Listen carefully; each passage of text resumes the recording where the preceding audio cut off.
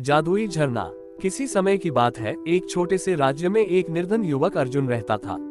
वह अत्यंत परिश्रमी और ईमानदार था, लेकिन भाग्य ने उसे कभी कोई बड़ी सफलता नहीं दी।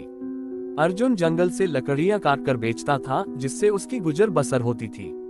एक दिन जब वह जंगल में लकड़ी काट रहा था, उसने पक्षियों की मीठी चहचहाहट सुनी।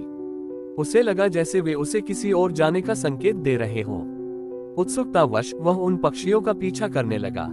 चलते चलते वह एक अद्भुत झरने के पास पहुंचा। ये झरना अन्य झरनों से भिन्न था, इसका पानी सोने की भांति चमक रहा था। अर्जुन ने झरने के पास पहुंचकर हाथ मुंह धोया, तभी उसे एक मधुर आवाज सुनाई दी। उसने देखा, झरने के बीच से एक सुनहरी मछली बाहर आए और बोली, अर्जुन, तुम एक नेकदिल और परिश्रमी युवक हो। मैं इस जादुई झरने की रक्षक हूँ। तुम्हारी ईमानदारी से प्रभावित होकर मैं तुम्हें एक वरदान देना चाहती हूँ। अर्जुन ने झुककर प्रणाम किया और कहा, मुझे कुछ नहीं चाहिए। मैं मेहनत करके ही जीवनयापन करना चाहता हूँ। मछली मुस्कुराई और बोली, यही तो तुम्हारी सच्ची महानता है।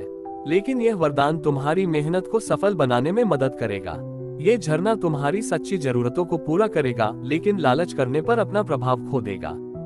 जब भी तुम्हें जरूरत हो, इस जल से हाथ धोना और तुम्हारी आवश्यकता पूरी हो जाएगी। अर्जुन ने झरने के जल से हाथ धोया और सोचा कि उसे कुछ भोजन चाहिए। आश्चर्यजनक रूप से उसके सामने स्वादिष्ट भोजन प्रकट हो गया। उसने मछली का धन्यवाद किया और खुशी खुशी अपने घर चला गया। समय बीतता गया, अर्जुन ईमानदारी से जीवन जीता रहा। वह जरूरत भर ही झरने का उपयोग करता, लेकिन किसी को इसके बारे में नहीं बताता। उसकी स्थिति सुधरने लगी और वह सम्मानित व्यक्ति बन गया। एक दिन गांव का एक लालची व्यक्ति रघु अर्जुन की सफलता से ईर्ष्या करने लगा। उसने अर्जुन की जासूसी की और जादुई झरने का रहस्य जान लिया। वह तुरंत झरने के पास पहुंचा और लालच में भरकर बोला, मुझे अपार धन चाहिए। उसने झरने के जल से हाथ धोया और सोने की मुद्राएं प्रकट हो गईं। उसका लालच बढ़ता गया। वह बार बार हाथ धोता रहा और अधिक सोना मांगता गया। लेकिन अचानक झरने का रंग बदल गया और काली धारा बहने लगी। मछली प्रकट हुई और गंभीर स्वर में बोली, लालच के कारण तुमने झरने की शक्ति को नष्ट कर दिया।